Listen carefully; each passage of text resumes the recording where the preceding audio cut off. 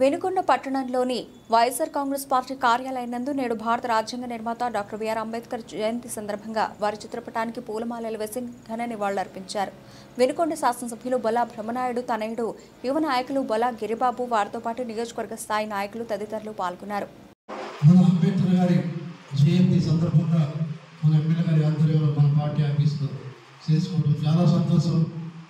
పెద్దలు ఆయన ఏదైతే ఆశించాడో ఆయన ఆశయాల మేరకి మనందరం కూడా పనిచేయడం జరిగింది. అలాగే గాంధీ గారి సిద్ధాంతం ఈరోజు మన ముఖ్యమంత్రి వారిని చూసుకుంటే ఎక్కడ కూడా తూచా తప్పకుండా ఏదైతే ఆయన రాజ్యాంగంలో రాసిండో ఆ రాజ్యాంగానికి అనుకూలంగా ఈరోజు పెద్ద ఎత్తున ప్రతి పేదవాడికి కూడా పదవులు ఇచ్చి ప్రతి పేదవాడికి కూడా సంక్షేమం ఇచ్చి ప్రజలందరికీ కూడా డాక్టర్ బిఆర్ అంబేద్కర్ గారి జయంతి శుభాకాంక్షలు తెలియజేస్తున్నాను.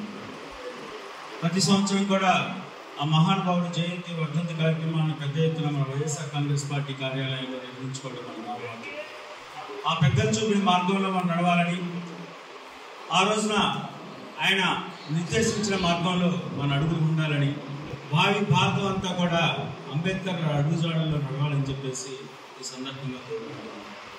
భారతదేశం స్వరాజ్యం వచ్చేటప్పుడు బ్రిటిషర్లు కూడా ఈ రాజ్యం ఇచ్చేస్తున్నాం కానీ ఇది చిన్న భిన్నం అయిపోతుంది, ఎందుకంటే ఒకే భాష ఉండి ఒకే రంగు ఉండి ఒకే మతం ఉన్న మన బ్రిటనే ఐర్లాండ్, స్కాట్లాండ్, ఇంగ్లాండ్ అని చెప్పేసి అనుకుంటున్నాం.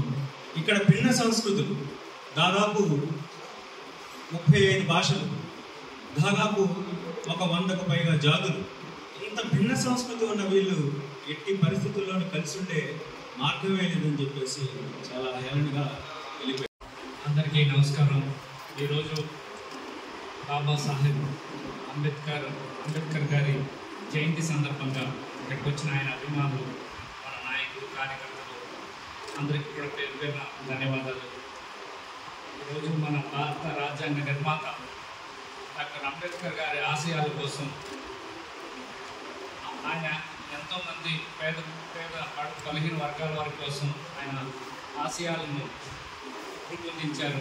ఆ ఆశయాలను కొనసాగిస్తూ ఈరోజు మన ప్రీతమ ముఖ్యమంత్రి గారు కూడా అదే దారిలో వాళ్ళ ఆశయాలను నెరవేరుస్తూ బడుగు బలహీన వర్గాల వారికి ఉన్నతంగా రాజకీయంగా కూడా ఉన్నతంగా పదవులు ఇచ్చి